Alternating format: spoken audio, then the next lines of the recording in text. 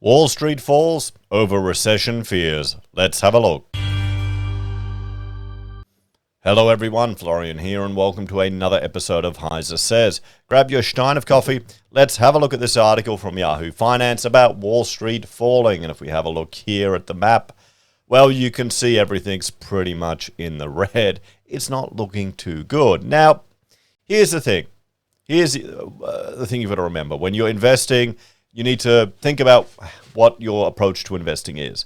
Now, back when I first started playing with investing, I was going see cash for difference, plus 500, all this stupid stuff I was doing, making stupid emotional decisions, up, down, all over the place. It's not for me. You know, I had the fantasy, like everyone has, of becoming a day trader and just sitting there working from home and having all these screens set up, which I still have all set up, but I use it for recording. And yeah, I couldn't handle the stress. I'd be looking at this stuff too often. My strategy is long-term investment. So I'm just over 40. I've got a good 20 years with my time frame.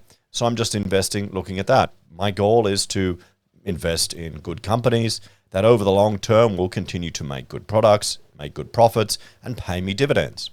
That's the goal. So I'm a long-term investor and I'm dollar cost averaging into things. Now, if you're a day trader, you're a different kettle of fish, how you're going to approach the market. Or, you know, you're going to respond, do TA, I assume, respond to market news and try and adapt to the situation in front of you. And then there's people who are in it for the medium term. They buy in and out. They go with the trends. Each to their own. But we've got to understand when we see news like this, if your time horizon is longer than a couple of years to a few months, then why are you going to let it worry you? Are you going to let it manipulate you into making rash decisions? Develop an investment strategy and just stick to it. Just stick to it, guys. If you're a trader, then you're in a different game. That is your business. So it's a little different. And you've got to have, I think, good emotional control to be able to handle that. And isn't the rule, traders, they'll have one or two really good trades in the year, and that may carry them all the way through. Anyway, let's look at this. So Wall Street slides as recession fears mount. Now remember, we've got Democrats in control in the US. So what do you think they'll do if we had a recession over there?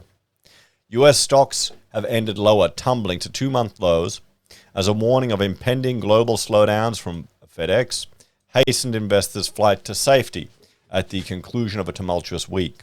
All three major US stock indices slid to levels not touched since mid-July, with the S&P 500 closing below 3,900, a closely watched support level. Staggering past the finish line of a week rattled by inflation concerns, looming interest rate hikes, and ominous economic warning signs, the S&P 500 suffered its worst weekly percentage plunge since June. The Nasdaq is set for its biggest Friday-to-Friday drop since January, while October 2020 was the last time the blue chip Dow suffered a steeper weekly drop. It's been a tough week. It feels Halloween's come early, said David Carter, managing director at JP Morgan in New York. We're facing this toxic brew of high inflation, high interest rates, and low growth, which isn't good for stock or bond markets. Risk-off sentiment went from simmering to boil after FedEx Corp's withdrawal of its earnings forecast late on Thursday, citing signs of dampening global demand. FedEx move followed remarks from the World Bank and the IMF, both of which warned of an impending worldwide economic slowdown. A deluge of mixed economic data, dominated by a hotter-than-expected inflation report, cemented an interest rate hike of at least 75 basis points at the conclusion of the Fed's monetary policy meeting next week. While the market is expecting a big bump in the Fed's rates next week, there is tremendous uncertainty and concern about further rate increases, Carter added. The Fed is doing what it needs, and after some pain, markets and the economy will heal themselves. Financial markets have priced in a 14% likelihood of a supersized 100 basis point increase to the Fed's fund target rate on Wednesday, according to CME's FedWatch tool. The S&P 500 lost 27.03 points, or 0.69% to end at 38 73, while the Nasdaq Composite lost 103, or 0.9, to 11,448. The Dow Industrial Average fell 143, or 0.46, to 30,817. Dow Transports, viewed as a barometer of economic health, plummeted more than 5%. Its drop led to swooning FedEx stock. Peers, United Parcel Services, and XPO Logistics also fell, as did e-commerce giant Amazon. The session also marked the monthly options expiry, which occurred on the third Friday of every month. Options hedging activity has amplified market moves this year, contributing to heightened volatility. So there we go, guys. Let's have a talk about this.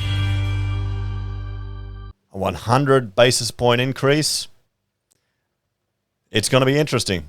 I mean, we just need to keep an eye on it. If a recession happens, it happens.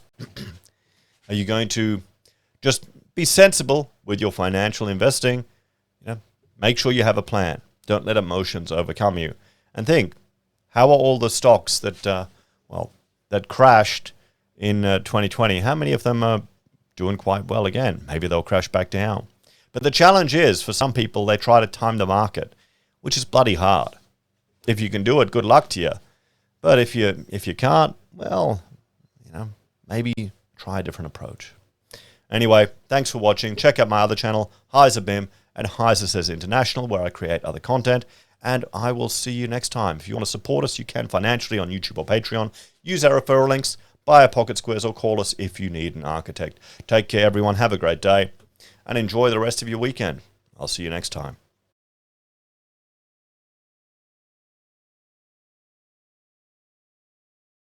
100 basis point increase. Now that'll be interesting if that happens. That'll be bloody interesting. Exciting.